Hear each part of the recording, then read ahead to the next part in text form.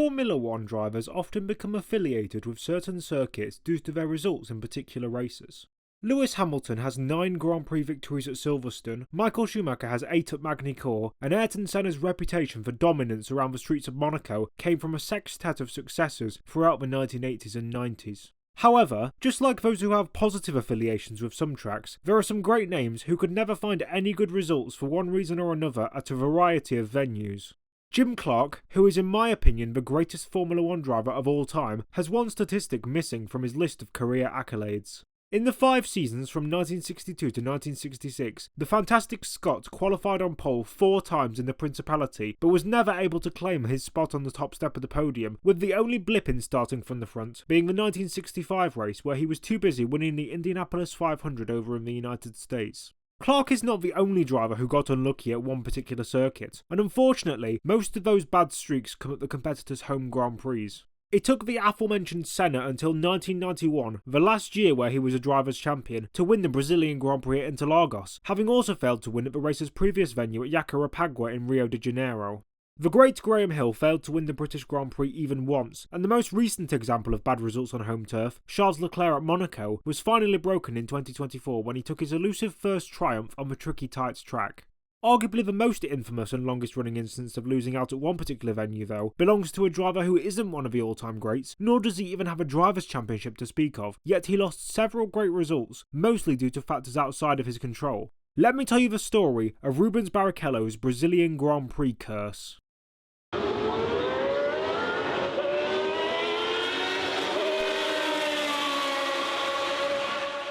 Manuel Fangio is in the lead on the last lap of the German Grand Prix. Jim Clark drives the Formula One Motorsport to victory on the racetracks of the world. And look at that! Colossally, that's Mansell.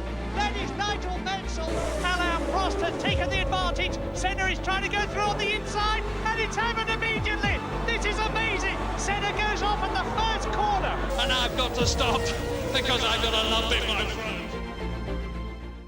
Rubens Barrichello was born on the 23rd of May 1972 in Sao Paulo, Brazil, to a father of Italian descent and a mother of Portuguese origin. He started karting aged 8 at the Interlagos circuit on a smaller layout of the track, and from 1981 to 1988 won 14 big karting events or championships in Brazil and South America. Rubens moved up to Brazilian Formula Ford in 1989 and finished 3rd in the year's standings, then moved to Europe the season after to compete in the Formula Opel Lotus Euro Series. Despite moving across the world at the young age of 17, Barrichello won the championship ahead of esteemed competition such as the likes of Vincenzo Sospiri, Gilles de Ferran and David Coulthard.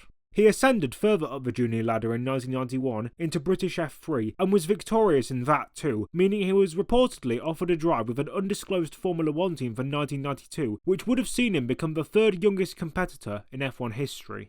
He instead tried his hand at Formula 3000, where he finished 3rd behind Luca Badoer and Andrea Montermini, then moved up to race for Jordan Grand Prix in Formula 1 in 1993. He had 5 teammates throughout the season, those being Ivan Capelli, Thierry Boutsen, Marco Apicella, Emanuele Naspetti and Eddie Irvine, and scored 2 points across the whole season, thanks to a 5th place in Suzuka, while Irvine picked up 6th right behind him to take the team's only scores of the year. He qualified 14th in the Brazilian Grand Prix of his debut campaign, but retired due to gearbox failure on lap 13. His sophomore season was much better than the one prior though, as he scored 19 points rather than 2 on his way to 6th in the driver's standings, as well as getting a shock pole position in drying conditions at Spa, while his 3 teammates combined only got 9 points between them. His second attempt at his home race went far better than his first as well, as he finished in 4th, which was at the time the best result of his career, although he claimed 3rd place at the next F1 weekend in Aida just after. Although Barrichello bettered his best career result in 1995 with the runners-up in the Canadian Grand Prix to Jean Alesi, it was another unreliable year for the Jordan team, who switched from Hart engines to ones provided by Peugeot, and in his home race, the Brazilian driver had another gearbox failure just like 1993, going out on lap 16. His last season driving for the Irish outfit came in 1996, and despite a better final result in the standings, getting back into the top 10, at his home race, it was another disappointment.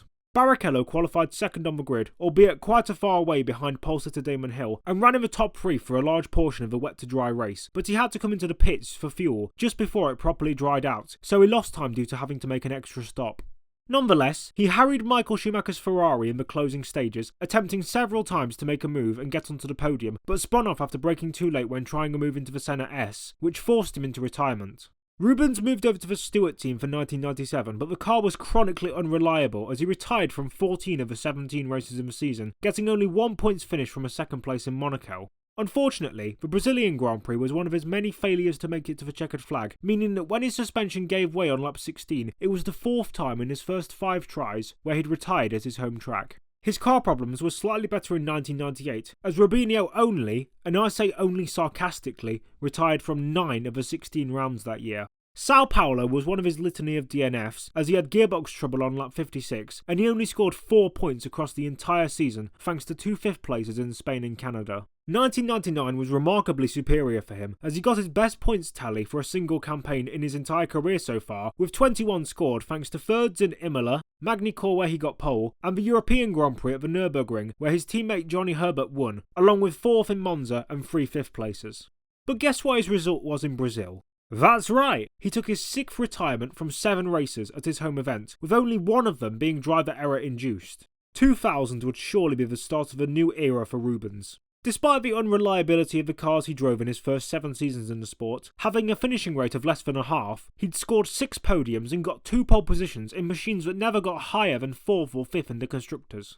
This was spotted by the top teams, and his potential as a future champion was spotted by Ferrari, who brought him in to play a supporting role to the 2-time champion Michael Schumacher. Overall, his first season in red was a success, as he won his first race at the Hockenheimring in his 124th F1 start, and he more than doubled his total career podium tally in just 1 year, going from 6 to 15 rostrums. At his home race in Brazil, he started in 4th, just a 10th behind his German teammate on Saturday, and was running in 2nd place after picking his way past the McLaren pairing of David Coulthard and Mika Hakkinen before his hydraulics failed, causing him to retire, pulling into the pits as his car billowed out with smoke.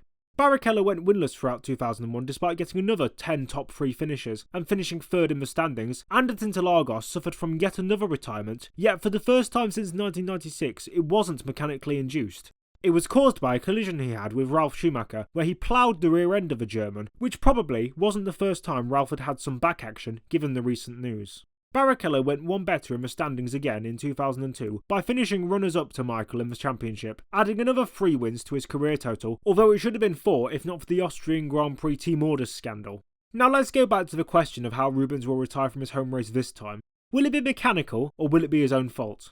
Just like 2 years ago, he had hydraulics problems early on lap 16, which meant that in his first 10 Brazilian Grand Prix, he'd finished only 1, equaling to 10% of his starts there.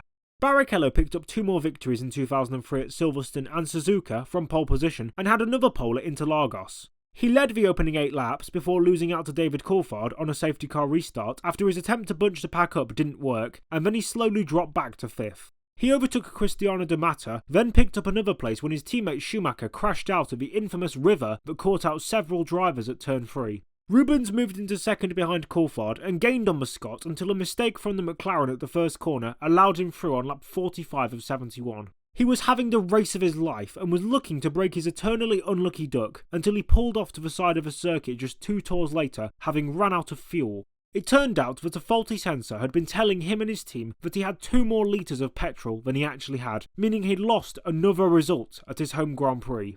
This is undoubtedly the worst retirement that Rubens had in Brazil. He'd lost an almost certain win due to factors completely outside of his control. Now admittedly, it did allow for Giancarlo Fisichella to win his first race in that god-awful Georgian car, but Barrichello definitely deserved it more. He got pole again in 2004, but fell back to 3rd in the race, taking his 2nd finish at Interlagos in 12 years, as the event in his natal country moved from the very start of the season to the last race of the year. Then he scored 6th in 2005 as the Ferrari team fell off a cliff in terms of performance. He joined Honda the year after, finishing higher in the standings than he had done in the previous campaign, and finished 7th in the points in Interlagos, meaning that after 1 finish in his first 11 home starts, he'd now reached the checkered flag in all of his last 3 events there. He got engine failure in 2007, which brought him back down to earth, then got a lowly 15th the year after as the title battle ended dramatically between Lewis Hamilton and Rubens' compatriot Felipe Massa. As the Honda outfit became Brawn GP for 2009, and all of a sudden Barrichello had the fastest car again, he won 2 races in the middle of the season as it started to fall off due to a lack of development, but still took a sensational pole at Interlagos before dropping to 8th on Sunday. He began to wind down his career as we entered the 2010s, moving to the team where both his countrymen, Nelson Piquet and Ayrton Senna, had made a mark in F1 on their way to 3 world titles each, that being Williams. The car was very much a midfield contender in 2010, but while his rookie teammate Nico Hülkenberg took a surprise pole position on Rubens' home turf, Barrichello himself languished to 14th in the race, his joint worst finish of the year. The 2011 machine was even worse, as he scored just over a 12th of his previous points tally and got another 14th place in what turned out to be his last ever Brazilian Grand Prix. Despite not wanting to retire yet, having just completed his 19th season in Formula 1, he was fired by Frank Williams in January 2012 and replaced with Bruno Senna. That put an end to his F1 career, although there will be further rumours that he would drive for Caterham in the last 3 races of 2014 at the ripe old age of 42, but these never materialised due to the team going into liquidation mid-season, only being able to compete in the last event of the campaign in Abu Dhabi, with Rubens absent. In his 19 Brazilian Grand Prix starts, he finished 8 of them, which equates to 42% of the time, and even that is considerably lower than his overall career finishing rate of 70%. It's weird, because he only finished 1 of his first 11 races in Brazil, yet reached the end of 7 out of his last 8. He went from never finishing to always finishing, which is really strange. 2003 may have been Barrichello's only realistic chance of winning his home Grand Prix, but his constant failure to finish was more than unlucky, it was just downright teasing from the racing gods. It was genuinely as if he was cursed to never get a good result at home, as he only got 1 podium despite having countless chances to get more than that. To reference an example I gave earlier, I don't think Charles Leclerc's bad luck at Monaco prior to 2024 comes even close to what Rubens had at Brazil. It's also ironic that he only started his 7 from 8 finishing streak as soon as his car didn't have a chance of winning. That's just cruel. Anyways, with that being said, I think that brings today's video to a close.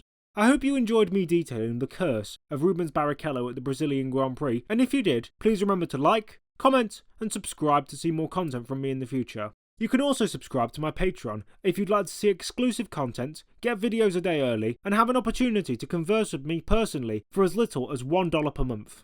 Big shout out to my already existing Patreon subscribers Andy Lamberts, Eamon Al-Dowdy, and George Stratford, and you can also follow my X/Twitter account where I post boiling hot lava takes on F1, IndyCar, and NASCAR, and also follow my Instagram for behind the scenes updates.